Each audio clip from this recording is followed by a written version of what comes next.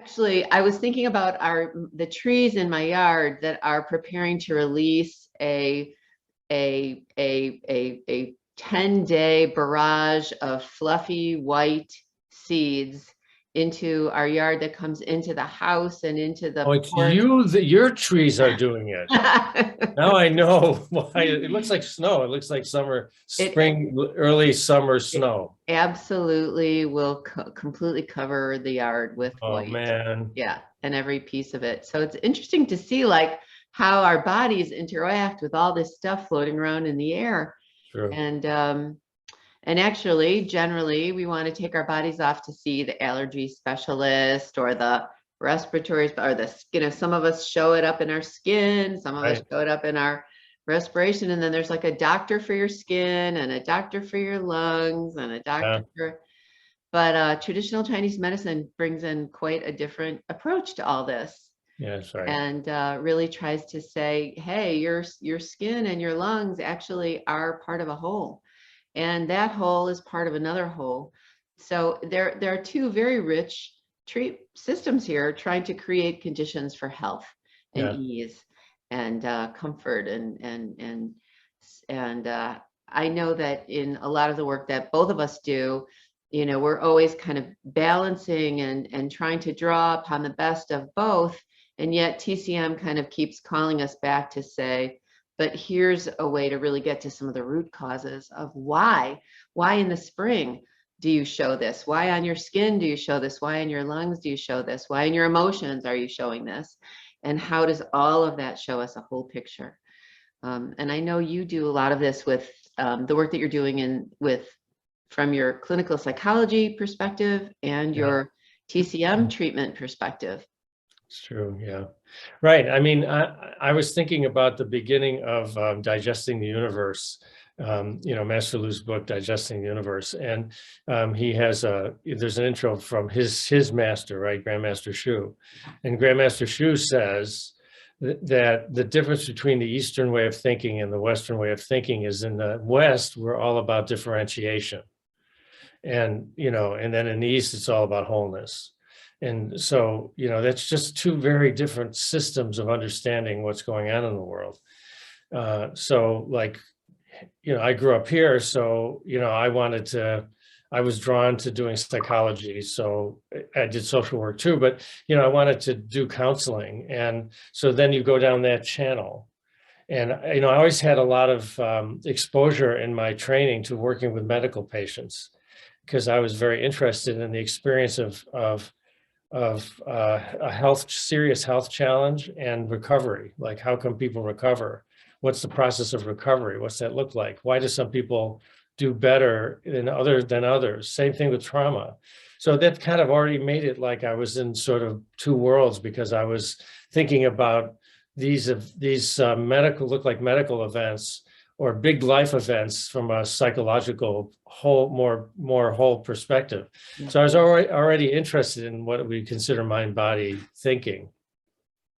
And then when I, started studying with Grandmaster Lu, then really saw like how you could see, things from all these different angles. They're all connected. Everything's interrelated. Then it became clear to me that my psychological understanding alone was really not adequate. It was missing something. And, of course, when you study with Grandmaster Lu, he challenges you on that.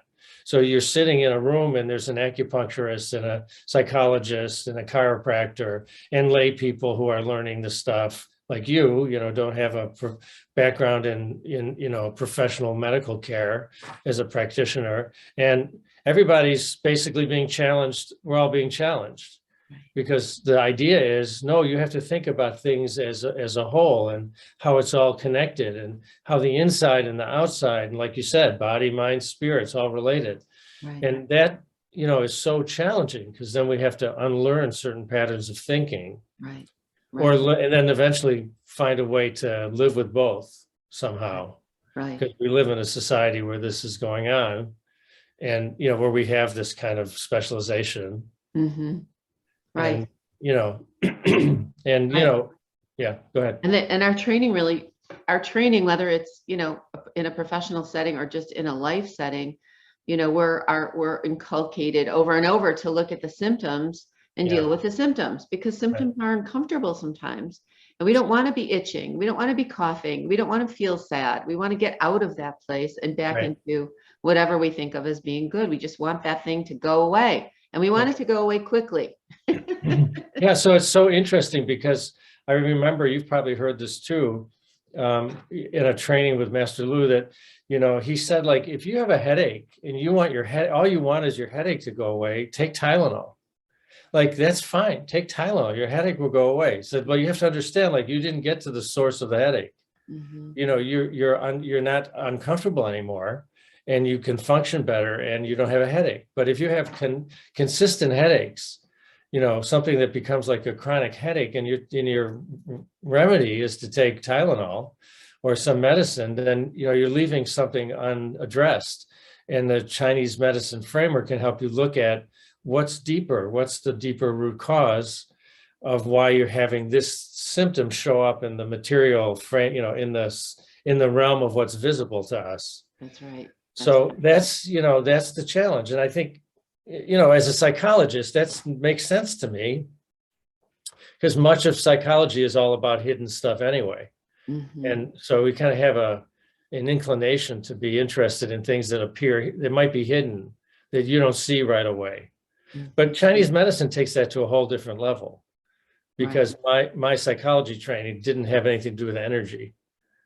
We can say, like, there looked like there's hidden, unrecognized factors in your past in psychology thinking that contributed to why you're having this problem now. And there's, just all kinds of therapies designed to find those things.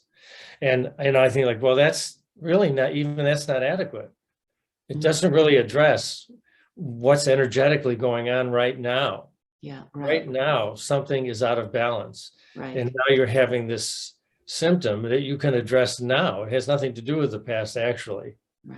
It has, you may have had that same pattern for some time, but the opportunity, the point of opportunity is right now. You can recognize this pattern that's out of balance and do something about it by doing Qigong exercises, by changing your lifestyle, changing how you think, and maybe taking herbs, like all the things we can do, maybe doing acupuncture, or, we do cold lasers, whatever it is that can move the energy and help your body jumpstart that capacity to heal itself.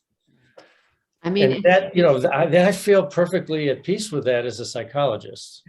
And I think that's fantastic. And yet so many people come to us for treatment, ready for medical Qigong treatment and energy treatment, with the idea that I need to understand the why of what I'm feeling, or the why of what I'm showing in terms of my past, in order to make it go away. And yet, generally, when people come to see us, it's because they've been doing that and it hasn't solved the problem. Actually, that's true. Right.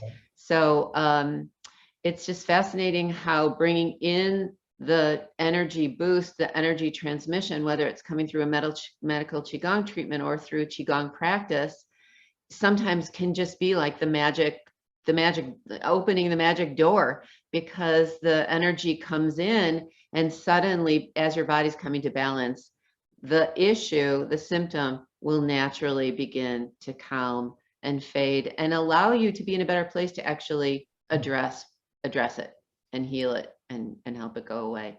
That's great.